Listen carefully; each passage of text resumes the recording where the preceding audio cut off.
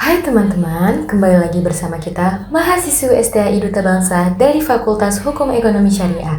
Kali ini kita akan membawakan video presentasi tentang alternatif penyelesaian sengketa non-litigasi yang akan dibawakan oleh kelompok 1. Dan dosen pengampu kita yaitu ibu kita yang paling cantik, Ibu Octavia Devalusia Dwi Anggreni, SHI ME SY. Baik, demi mempersingkat waktu kita, mari kita perkenalkan diri kita terlebih dahulu. Perkenalkan diri saya sendiri yaitu Nur Satya Zahra. Dan dua teman saya yaitu Serlita Zahara dan Siti Syifa Fauzia. Oke teman-teman, simak terus ya video kita. Check it out. Alternatif penyelesaian sengketa non-litigasi. Alternatif penyelesaian sengketa non-litigasi adalah metode penyelesaian sengketa yang dilakukan di luar jalur pengadilan.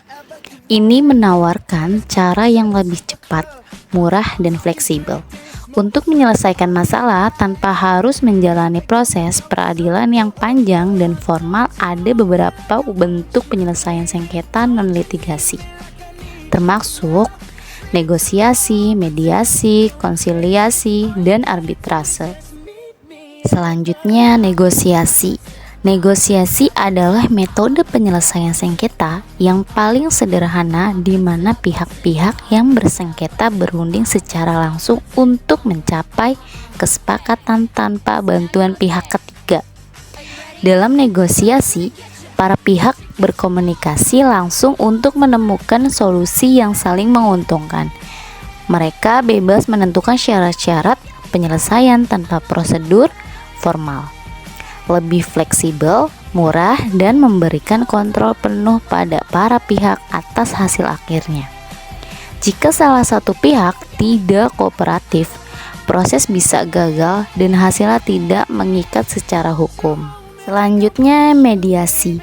Mediasi melibatkan pihak ketiga yang netral yang disebut mediator untuk membantu para pihak menemukan solusi. Mediator hanya memfasilitasi komunikasi dan tidak memiliki kewenangan untuk memutuskan. Mediator bertindak sebagai penengah yang membantu para pihak memahami kepentingan masing-masing dan mencari solusi yang saling menguntungkan. Jika kesepakatan tercapai, dapat dibuat perjanjian tertulis yang bersifat mengikat. Proses bersifat rahasia, cepat, dan mengutamakan hubungan baik antar pihak. Para pihak lebih mungkin menerima hasil karena mereka berpartisipasi langsung dalam proses penyelesaiannya. Kesepakatan hanya terjadi jika kedua belah pihak setuju, sehingga bisa gagal jika salah satu pihak tidak kooperatif. Selanjutnya, konsiliasi.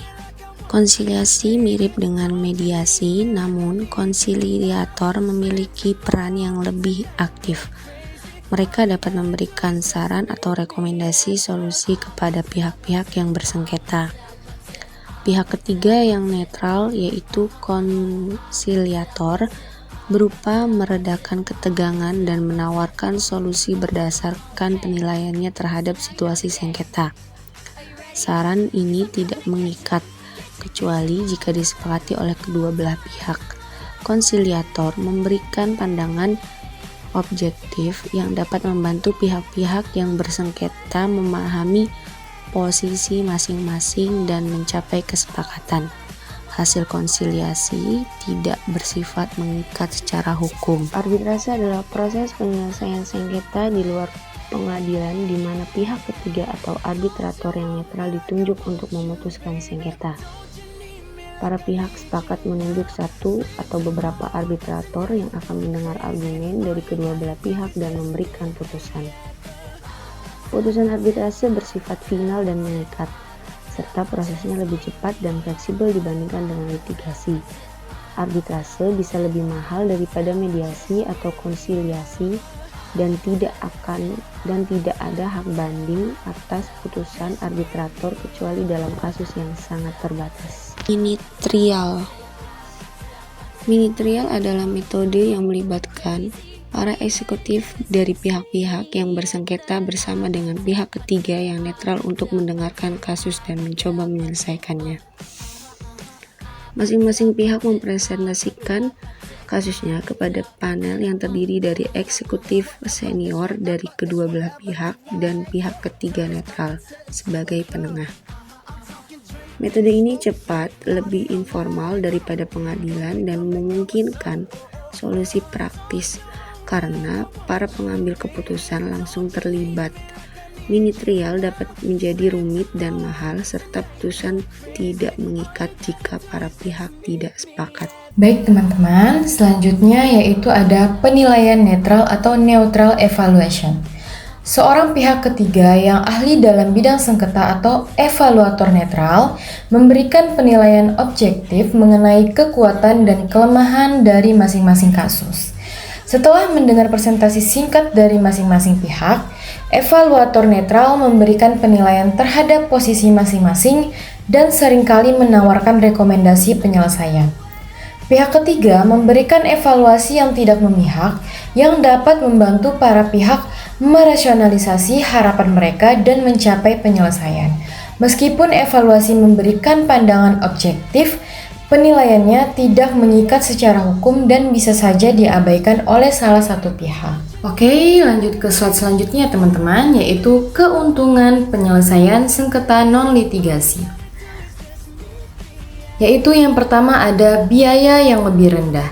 Proses non-litigasi biasanya lebih murah dibandingkan dengan litigasi di pengadilan.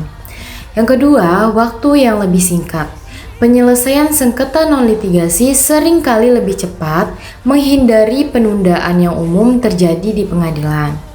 Yang ketiga yaitu fleksibilitas. Para pihak dapat menentukan proses dan aturan yang lebih sesuai dengan kebutuhan mereka. Yang keempat yaitu privasi. Proses ini biasanya bersifat rahasia, menjaga kerahasiaan informasi yang terlibat. Yang kelima, hubungan yang lebih baik. Penyelesaian secara damai dapat membantu mempertahankan hubungan antar pihak yang terlibat. Yang keenam yaitu kontrol lebih besar. Para pihak memiliki lebih banyak kendali atas hasil dan proses penyelesaian. Dan yang terakhir yaitu yang ketujuh, kepastian hukum.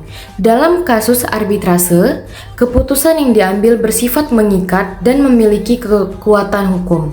Maka dari itu, dengan mempertimbangkan keuntungan ini, banyak pihak memilih penyelesaian sengketa non-litigasi sebagai alternatif yang lebih efektif dan efisien. Sekian presentasi dari kelompok kami, karena akan kita usahakan yang masih bisa diperjuangkan, kita relakan yang bukan milik kita, dan kita jaga yang ada di genggaman. Wassalamualaikum warahmatullahi wabarakatuh.